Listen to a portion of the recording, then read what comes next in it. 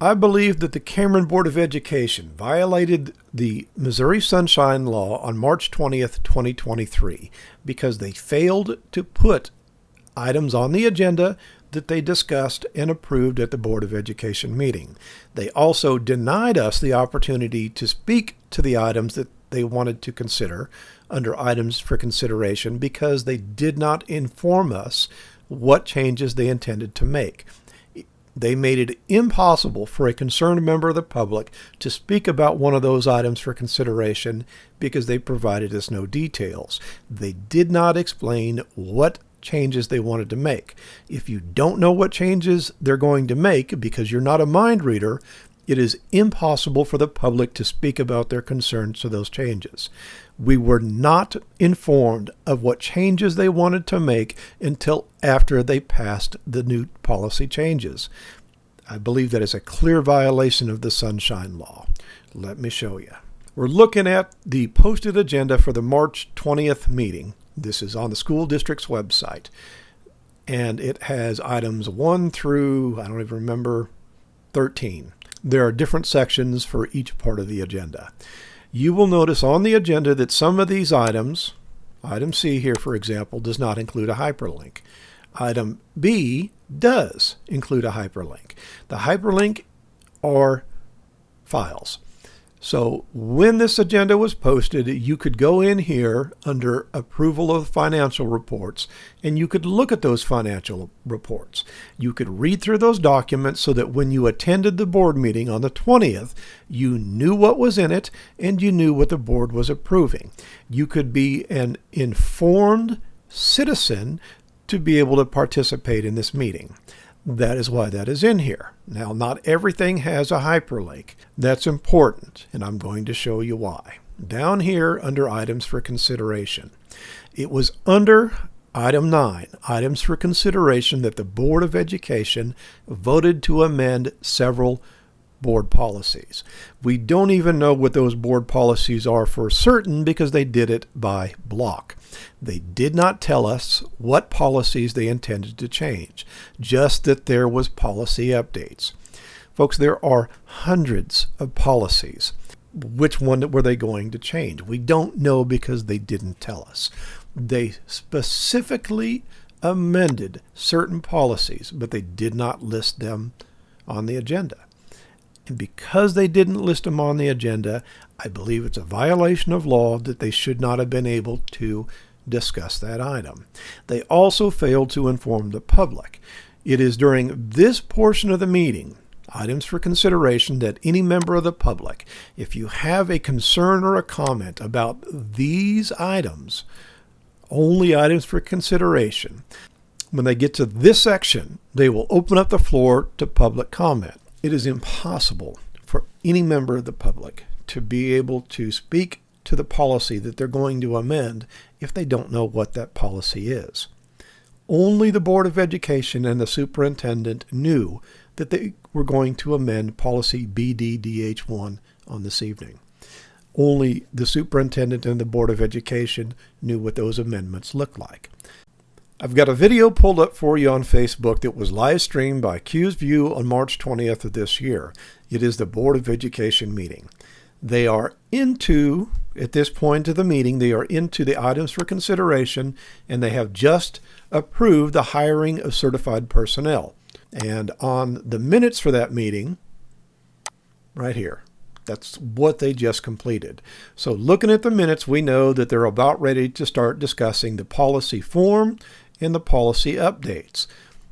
I would note, or have you note, that even on the minutes for the agenda, they do not list all of the policies that they voted for. We have no idea other than BDDH 1. And the only reason that they even have that on there is because they modified the list of policies that they are discussing that are not on the agenda because they added a single word. And because they modified the list that they're looking at, they had to mention it in the minutes.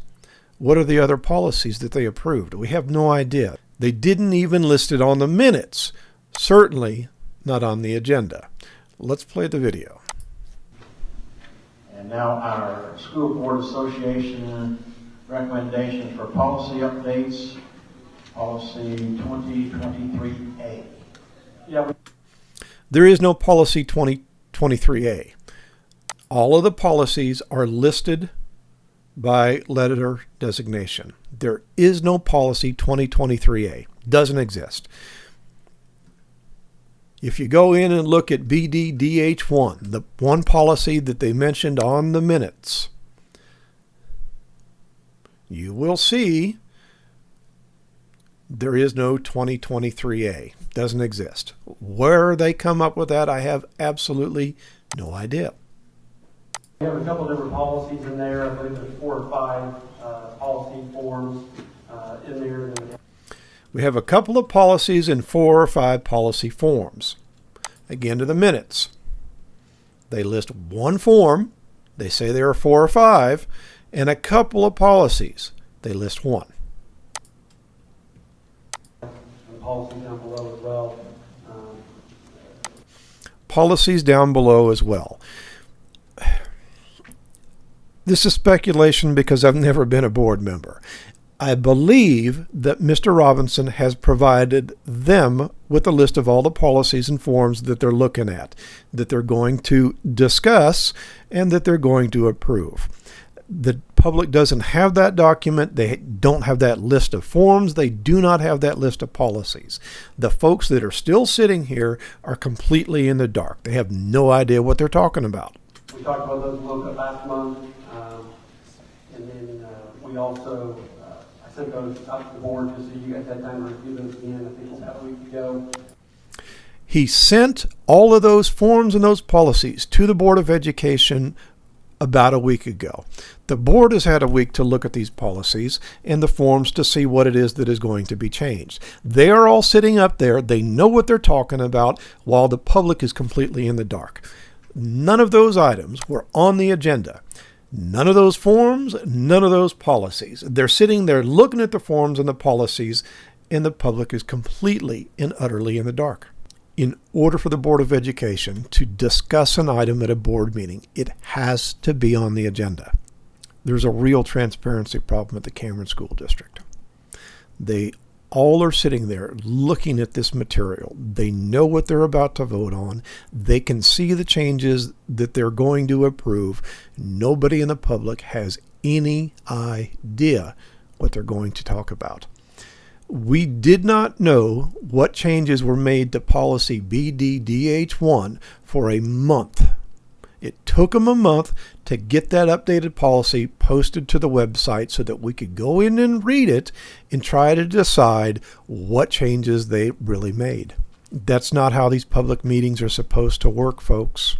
The Sunshine Law protects us from an elected body doing whatever they want.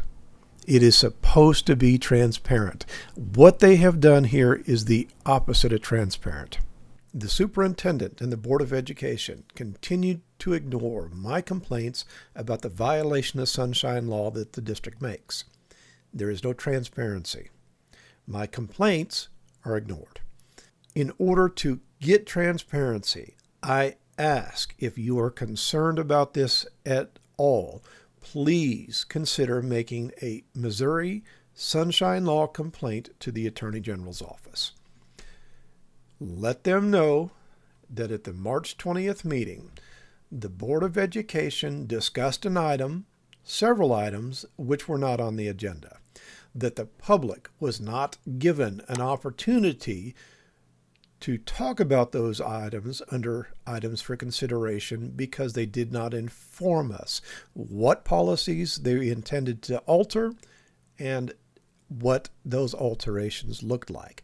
They did not give us an opportunity to be informed. In Missouri, the Attorney General, Andrew Bailey, is responsible for looking into Sunshine Law violation complaints. I will include a link to this form in the description of this video. Please help bring transparency to the Cameron School District. Please submit your complaint and ask the Attorney General to look into what's going on within the district. You would file a complaint about your concern about the meeting. Well, actually both.